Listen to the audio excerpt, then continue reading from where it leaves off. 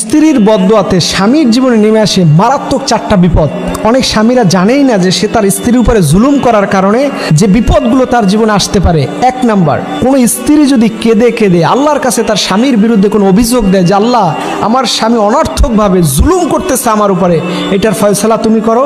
কোনো স্ত্রী যদি তার চোখের পানি ফোঁটা ফেলে, তাহলে ওই স্বামীর জীবনের এটার ফলাফল যে কত কঠিন হবে ও নিজেও জানে না।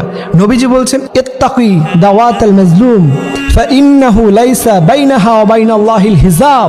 নবীজি বলছেন, মাজলুমের দোয়া আল্লাহর আরশকে একবার স্পর্শ করে, এখানে কোনো পার্থক্য থাকে না, হিজাব থাকে না। সে দোয়া করলেই, ওই স্ত্রী কেঁদে কেঁদে দোয়া করলেই আল্লাহ তাআলা স্বামীর বিরুদ্ধে পানিশমেন্ট নেয়, স্বামীর না জানা অনেক বড় ক্ষতি হয়ে যায়। 2 নাম্বার, ব্যবসার মধ্যে বরকত থাকবে না। দেখবেন হঠাৎ করে আপনার ব্যবসার মন্দা হয়ে যাচ্ছে, আপনার ব্যবসার মধ্যে বারাকা নাই। হঠাৎ করে দেখবেন এক জায়গায় ঋণগ্রস্ত হয়ে বসে আছেন, আপনি কল্পনাই করেন নাই যে আপনার এই ঋণটা হওয়ার কথা ছিল।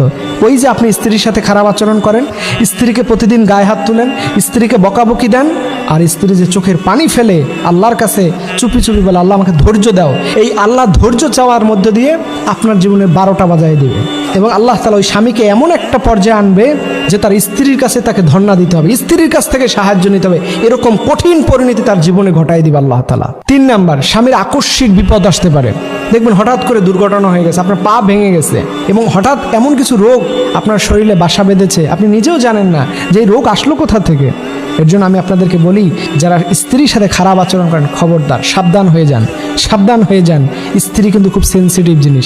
স্ত্রীর সাথে খারাপ আচরণ করলে স্বামীর আয় রুজি রোজগারে বরকত থাকে না। সর্বশেষ যে বিষয়টা বলবো, যে স্বামীরা স্ত্রীদের বদদোয়া থেকে বাঁচবেন কিভাবে। হঠাৎ করে আপনি রাগ করে ফেলছেন, যেহেতু স্বামী আর স্ত্রী তো, স্বামী তো অনেক পরিশ্রম করে, অনেক কষ্ট করে, ব্যবসা বাণিজ্য বিভিন্ন মানুষের টেনশনের মধ্যে থেকে ইনকাম করতে হয়। ঠিক এই সময় আপনি স্ত্রীর কাছে ক্ষমা চাইবেন, বলবেন আমি তো ভুল করে ফেলছি, তোমার সাথে আচরণ করাটা ঠিক হয় নাই, কিন্তু বিশ্বাস করো আমার মন মেজাজটা ভালো ছিল না, আর তুমিও কথা বলে ফেলছো, যদি উচিত ছিল এইভাবে তোমার সাথে যেন কথা না বলি, কিন্তু বলে ফেলছো, আমাকে মাফ করে দাও।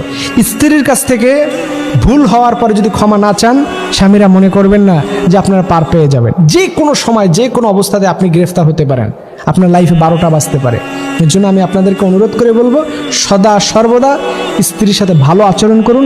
রাসূল বলছেন, খয়রুকুম লিআহলি ওয়া আনা খয়রুকুম লিআহলি। আমি সবচেয়ে সেই ভালো যে তার পরিবারের কাছে ভালো, আর আমি নবী আমার স্ত্রীদের কাছে সবচেয়ে ভালো। সুবহানাল্লাহ।